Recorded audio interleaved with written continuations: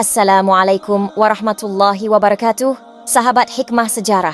Dalam video kali ini, kita menjelajahi kisah tentang Yajuj Majuj, bangsa yang dikatakan akan menciptakan kekacauan di dunia dan dianggap sebagai salah satu tanda akhir zaman dalam ajaran Islam. Dikisahkan dari perspektif Al-Quran dan hadis, serta diperdebatkan lokasi tembok yang mengurung mereka. Apakah tembok tersebut berada di Gates of Alexander, tembok besar Tiongkok, kutub utara atau selatan, atau mungkin di Greater Caucasus? Temukan jawabannya di video ini, dan tontonlah hingga akhir agar tidak gagal paham. Yajuj Majuj adalah sebutan untuk kaum keturunan Nabi Adam alaihi salam, yang kemudian menjadi salah satu pertanda datangnya hari kiamat. Pada umumnya, mereka digambarkan sebagai kaum yang gemar membuat kerusakan di muka bumi. Tak ada yang dapat menghalangi kedatangannya, kecuali hanya Allah Subhanahu wa Ta'ala. Disebutkan dalam suatu riwayat bahwa Yajuj Majuj ialah keturunan Yafits putra Nuh. Mereka kemudian tidak tinggal di alam gaib, seperti pada malaikat dan jin. Sosok Yajuj Majuj tak digambarkan secara gamblang di dalam Al-Quran. Sebagian ahli tafsir kemudian menggambarkan Yajuj Majuj sebagai simbol dari perangai-perangai manusia yang buruk. Meski demikian, kedatangan Yajuj Majuj adalah sesuatu yang pasti, karena sosoknya sudah dijelaskan dalam Al-Quran. Etimologi Ya'juj dan Ma'juj sendiri berasal dari bahasa Arab. Ya'juj yang berakar kata ujaj, yang bermakna mengering setelahnya mengeras. Dan satu lagi dari kata al-aj, yang artinya ketika musuh datang dengan cepat sekali. Sementara itu, Ma'juj berasal dari kata ma'aja yang bermakna goncang. Menurut Abu Hatim, Ma'juj berasal dari ma'aja, yaitu berarti kekacauan. Ma'juj juga berasal dari mu'juj, yaitu malaja. Namun, menurut pendapat yang syahih, Ya'juj dan Ma'juj bukan isim mushtaq, melainkan ismi azam serta laqab, julukan. Setiap dari akar kata ini kemudian memiliki kesesuaian dengan sifat kaum Ya'juj serta Ma'juj tersebut.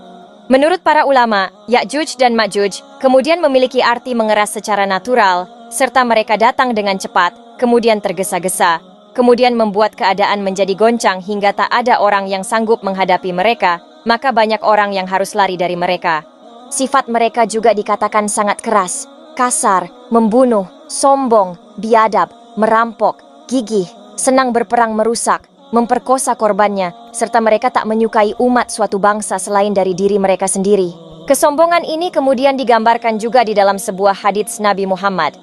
Ketika mereka berhasil membunuh seluruh penduduk bumi, maka mereka juga melemparkan anak panah dan tombak ke atas awan. Mereka beranggapan bahwa mereka berhasil membunuh penduduk langit, yaitu para malaikat, karena anak panah dan tombak mereka kembali dengan berlumuran darah. Sosok Yajuj Majuj dalam Al-Quran dan hadis. Mengutip tafsir Al-Maraghi oleh Ahmad Mustafa Al-Maraghi, secara fisik kaum Yajuj Majuj ini berasal dari ras Turki serta Mongol. Ciri-cirinya ini dijelaskan dalam hadis Rasulullah berikut ini. Al-Imam Ahmad rahimahullah meriwayatkan dari Ibnu Harmalah bahwa kemudian Rasulullah SAW bersabda, "Sesungguhnya kalian berkata tak ada musuh, sementara kalian juga senantiasa memerangi musuh, hingga datang Ya'juj dan Ma'juj, yang bermuka lebar, bermata sipit, berambut pirang. Mereka juga kemudian datang dari setiap arah, wajah-wajahnya serupa tameng-tameng yang telah dilapisi kulit." Hadis riwayat Ahmad.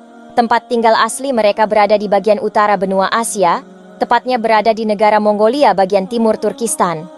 Selain itu, mereka juga menetap berada di wilayah tersebut serta tidak akan mampu keluar darinya karena terdapat dinding Zulkarnain yang dipasang dengan kuat sejak bertahun-tahun lamanya. Mengenai dinding Zulkarnain, sesungguhnya telah terbuka pada zaman Nabi. Rasulullah SAW juga bersabda, "Hari ini, dinding Ya'juj dan Ma'juj telah dibuka seperti ini." Lalu ia melingkarkan ibu jari dengan jari telunjuk. Kemudian dengan terbukanya dinding tersebut akan selalu bertambah, hingga akhirnya lenyap dan hancur pada hari kiamat nanti. Ciri-ciri Ya'juj dan Ma'juj. Dalam ajaran Islam, melansir dari buku Fitnah Dajjal, Ya'juj dan Ma'juj yang mengungkap misteri kemunculan Dajjal, Ya'juj dan Ma'juj ialah manusia keturunan Nabi Adam alaihi salam yang kemudian tak jauh berbeda dengan manusia sekarang. Namun, yang membedakannya ada pada sifatnya yang jahat, serakah, suka menghasut, kejam, serta licik yang dimiliki kaum Ya'juj serta Ma'juj. Bahkan, disebut-sebut juga dalam sabda Rasulullah SAW bahwa mereka kemudian termasuk ke dalam barisan-barisan pasukan penghuni neraka. Rasulullah SAW bersabda, Allah Subhanahu wa Ta'ala berfirman kepada Nabi Adam, "Keluarkanlah para pasukan penghuni neraka." Maka Nabi Adam kemudian bertanya, "Apakah itu pasukan penghuni neraka?" Allah Subhanahu wa Ta'ala berfirman, "Mereka yang berasal dari setiap 1.000 orang, 999 orang." Kemudian kepada para sahabat ia bertanya, "Siapa yang satu ini, wahai Rasulullah?"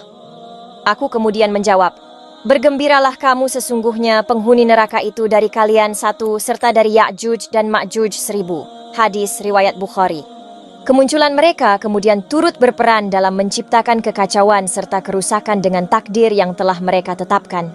Hal ini kemudian telah menjadi ciri khas mereka yang bahkan tak lagi memiliki waktu untuk beribadah.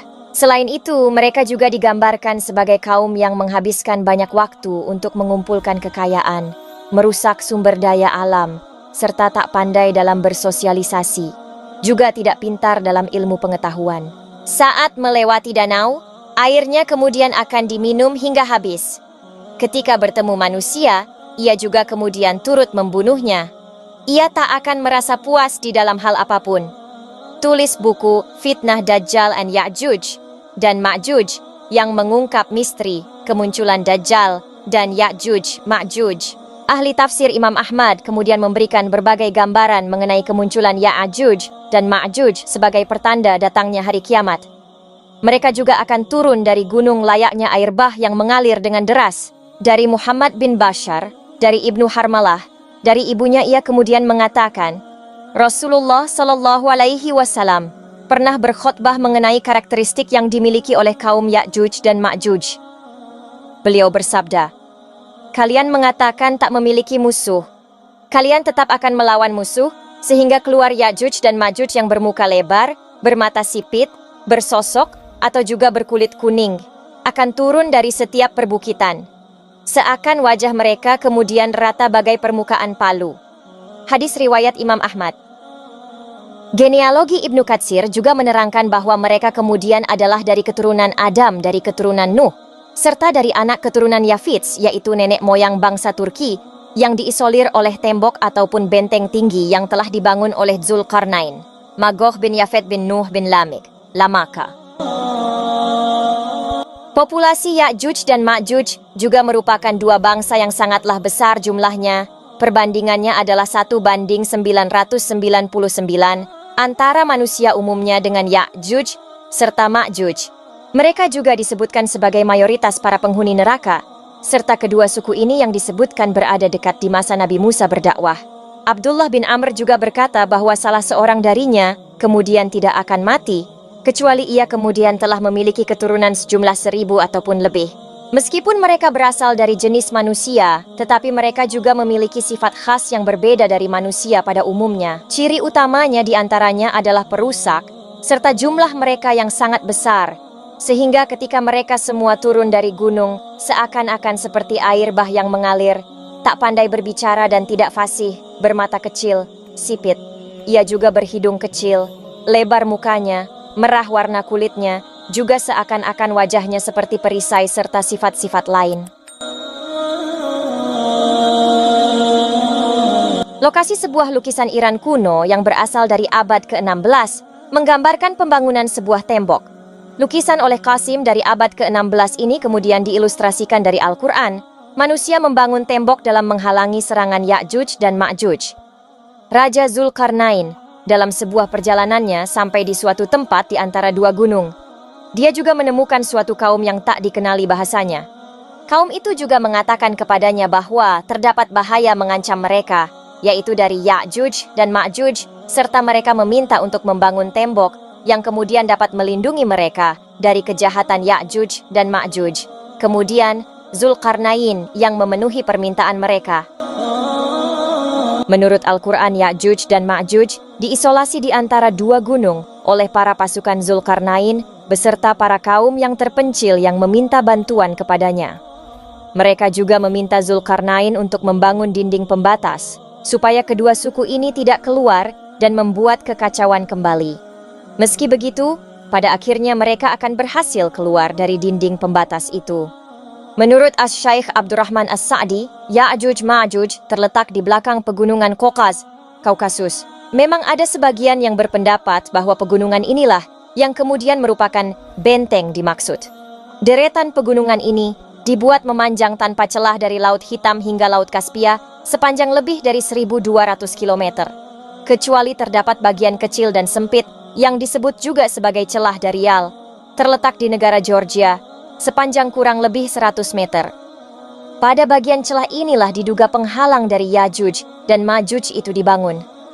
Sebagian orang juga menyatakan bahwa keberadaan tembok ini telah tenggelam dan hingga saat ini berada di Azerbaijan dan Armenia, tepatnya berada di pegunungan yang sangat tinggi serta keras. Ia juga berdiri tegak seolah-olah diapit oleh dua buah tembok yang sangat tinggi. Tempat ini kemudian tercantum pada peta-peta Islam ataupun Rusia, terletak di Republik Georgia. Menurut Al-Lajnah Ad-Daimah, mereka ini tinggal di benua Asia bagian utara Cina. Sementara itu, menurut Syekh bin Baz, ia berkata mengenai lokasi Ya'juj Ma'juj, letaknya ada di arah timur dan mereka adalah bangsa At-Turk, Mongol, yang juga termasuk ke dalam bangsa itu juga. Abdullah Yusuf Ali dalam tafsir The Holy Quran kemudian menuliskan bahwa di distrik Hisar, Uzbekistan, 240 km di sebelah tenggara Bukhara, terdapat celah sempit di antara gunung-gunung batu. Letaknya berada di jalur utama antara Turkestan ke India. Tempat ini bernama Buzgol Khana dalam bahasa Turki, sedangkan orang Arabnya menyebutnya dengan nama Bab al-Hadid. Sementara itu, bangsa Persia menyebutnya Dar-i Ahani dan Cina menamakannya Tiemen Kuan, yang kesemuanya memiliki arti pintu gerbang besi. Tidak hanya di Islam, Ya'juj Ma'juj juga dikisahkan oleh agama lain. Dalam kisahnya di Al-Quran, tepatnya pada surat Al-Kahfi, diceritakan kala itu Raja Zulkarnain dalam perjalanannya sampai di antara dua gunung. Dia bertemu dengan kaum yang mengadukan tentang bahaya dari Ya'juj Ma'juj. Akhirnya, Zulkarnain pun membangun tembok untuk mengurung mereka agar tidak bisa membuat kekacauan. Dalam perkembangannya, lantas hal ini memunculkan banyak teori dan spekulasi mengenai tempat asli yang dikira sebagai tembok tersebut. Namun, sampai saat ini belum ada satupun teori tersebut yang terbukti benar. Berikut beberapa tempat yang pernah diduga sebagai tembok Ya'juj Ma'juj. 1. Gates of Alexander. Gerbang Alexander merupakan sebuah dinding legendaris yang dibangun Greatest Alexander di Kaukasus. Konon, gerbang ini digunakan untuk menjaga orang barbar di wilayah utara menyerang wilayah selatan. Untuk letaknya sendiri belum diketahui secara pasti.